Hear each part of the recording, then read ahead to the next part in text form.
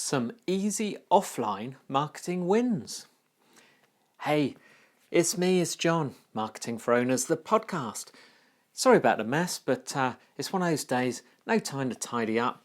You don't care. For those of you listening on audio, you're wondering what I'm talking about, but you may not realise that you can come to the website at marketingforowners.com/podcast, and these are all recorded as videos. Clever, eh? Before they go into audio. So, offline stuff. People have asked me recently, I've had a couple of people say, yeah, John, it's all well and good to talk about online marketing, but do you not do offline? Do you not do normal marketing? I think someone actually used the word normal marketing, which made me laugh. But yeah, we do.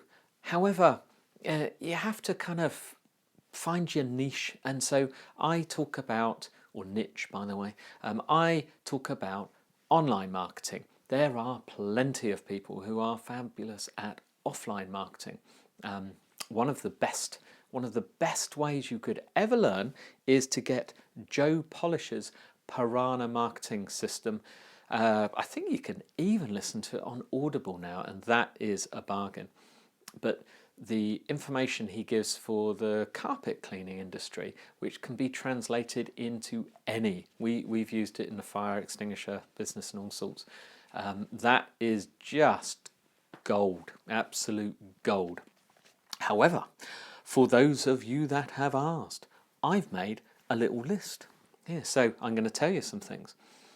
These are easy, by the way. They're not free. Some free. There's probably some that are free, but because some will involve a bit of printing. But nowadays, with Vistaprint and the competition that's brought up, printing is so cheap. It's ridiculous.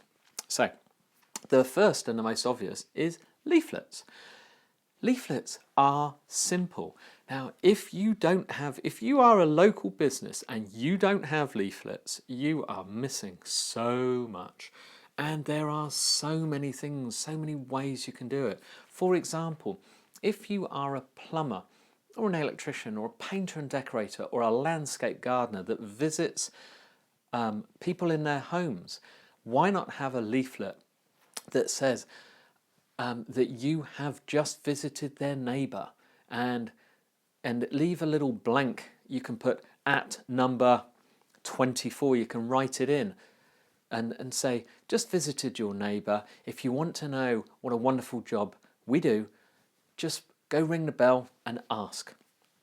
Put that leaflet in 4 or 5 doors either side and opposite of the house you've just visited after every single visit.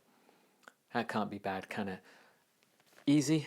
And otherwise, leaflet drops, you can leave them. You can go, if you're in a business and there's related things, say for instance you're in a sportswear or a shoe, a sports type of clothing business, you can go to a local gym and put one of those little perspex things there and say, can we leave some of our leaflets here for people? Because it's of interest to their customers. They'll probably say, yes, no problem. Or they might want to strike up a deal, but you're going to build a relationship. There's so many ways. How about your business cards? What does the back of your business card say?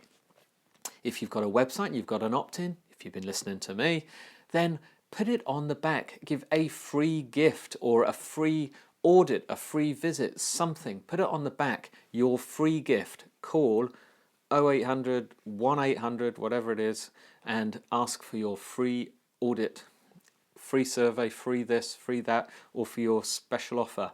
Something like that.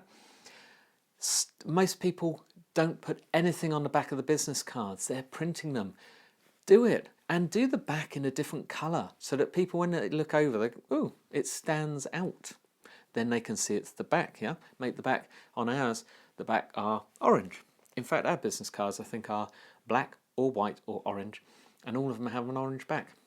We give people a choice. It makes people think and people remember, because when's the last time someone offered a business card and say, pick the one you want?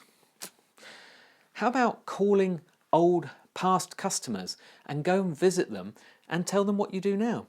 If you haven't been in touch with someone for 4 years, it doesn't matter. What's the worst that can happen?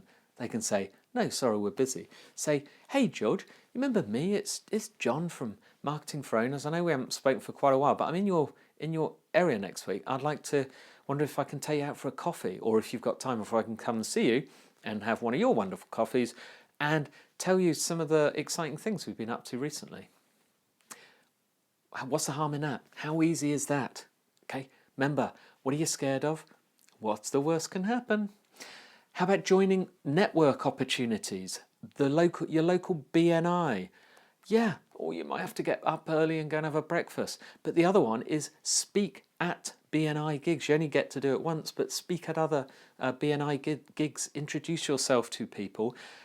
Chamber of Commerce. You join your local Chamber of Commerce. They have loads of events. Go to all those. Join in. Get to know people. How about forming your own mastermind group? Or you could join one. Now, generally, a good mastermind group will have people from a diverse set of skills. They don't have everyone in the same group, so people bring different things to the table. But that means you can refer each other. You can find opportunities for your friends in your mastermind group. But if you start one, you can pick who you want to be in it. How about that? What about creating an event, either on your own or with a partner? How about an after hours or a lunchtime event just for an hour, a couple of hours, free sandwiches, free nibbles, coffee and so on, and bring another speaker. An evening one is great. How about for all your customers? Ask them to bring a guest, someone who they think may be interested. Bring a guest. Easy, just rent a small place in a hotel. Doesn't cost much, or a local bar or restaurant, and just provide food. It's going to cost you some money, but you're going to get customers and you're going to build a reputation. If you do them regularly and bring in other good speakers from partner businesses, that will be good because they'll bring their guests along. How about speaking at events? I said about Chamber of Commerce, they generally hold events. Speak at events. Contact other chambers of commerce in your area and ask if they'd ever like a speaker on whatever subject to explain.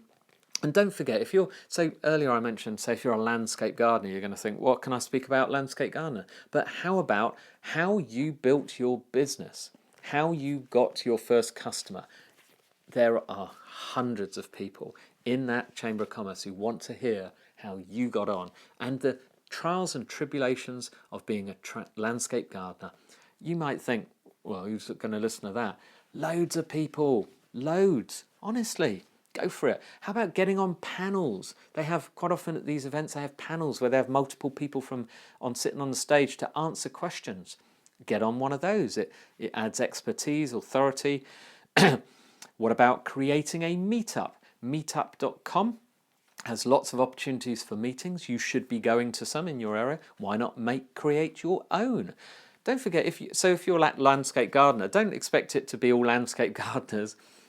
Say small local traders and invite people. Ask others to come. Don't expect them to just turn up, and then make it good. How about starting a coffee club? How about starting a book club? Again, you get to invite people but you build a reputation and you can talk to each other about business and refer each other and say, oh, I know someone. Let me have some of your cards. I know someone who needs a plumber. That kind of stuff. What about getting the name and email of every single person you meet anywhere and add them to an email list? That's free. So when you meet someone, when you at this event, say have a little pen and a pad, or ask for the card if they haven't got a card. If you meet someone out and about, you're on an aeroplane, and someone says, "What do you do? What do you do?" "Oh, I'm this and that." So I tell you what, better still, we have some great information. If you want to give me your email, I can add you to our list, and you get all the information. You'll be amazed how many people will say, "Oh, okay then." Give you the email, or if you just ask for a card and just add them to the list. They can unsubscribe. There are many, many, many more ways. So what are you worried about?